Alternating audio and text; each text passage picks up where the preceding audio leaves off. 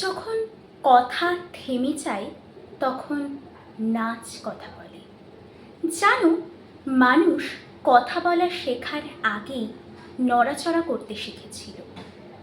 শব্দের আগেই ছিল তাল, আর ভাষার আগেই ছিল নাচ। প্রতি বছর 29শে এপ্রিল আমরা পালন করি ইন্টারন্যাশনাল ডান্স ডে। একটা দিন যা আমাদের মনে করিয়ে দেয় আমরা যেখানেই থাকি না কেন আমাদের শরীর জানে কিভাবে মনের কথা বলতে হয়। ডান্স শুধুমাত্র একটা পারফরমেন্স নয়, এটা একটা অনুভূতি।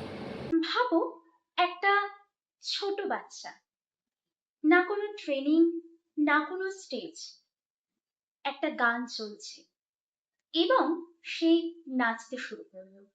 না প্রপার স্টেপ, না কোনো নিয়ম, তবুও সব ঠিক লাগছে। আসলে নাচ আমরা আগে শিখি না, আমরা মনে করি।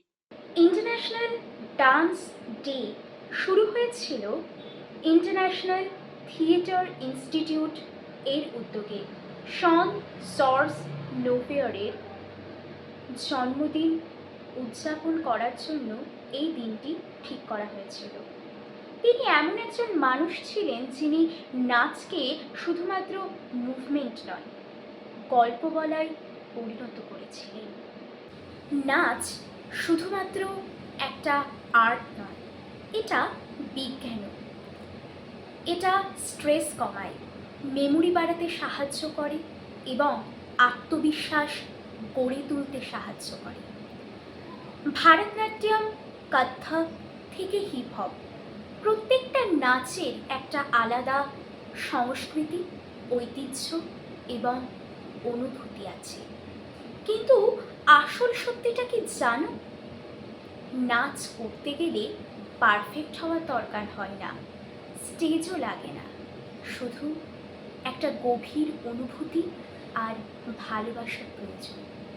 ভাবো, তুমি তোমার ঘরে একা বসে আছো, তোমার প্রিয় গানটা বাজছে এবং তুমি সব কিছু ভুলে নাচতে শুরু করলে। এটাই হলো স্বাধীনতা। এটা কোনো বোকামি নয়। নাচ করতে গেলে কারোর অনুমতি লাগে না।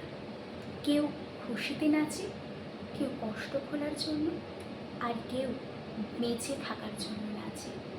তাই আজ ইন্টারন্যাশনাল ডান্স ডেতে তুমিও নাচো।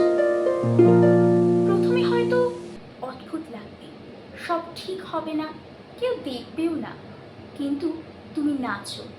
কারণ মনে রেখো, যখন তুমি নড়াচড়া করো তখন তুমি নিজেকে মনে করিয়ে দাও যে তুমি বেঁচে আছো। যদি কখনো তোমার মনে হয় যে নাচ তোমার গল্প বলেছে, তাহলে কমেন্টে অবশ্যই লিখো, আমি অনুভব করি। আর মনে রেখো, সব গল্প কথায় বলা যায় না, কিছু গল্প তালে বলা যায়। যদি ভিডিওটা ভালো লেগে থাকে অবশ্যই লাইক বাটনে প্রেস করো, কমেন্টে তোমার গুরুত্বপূর্ণ মতামত জানাও এবং চ্যানেলটি সাবস্ক্রাইব করো। ধন্যবাদ।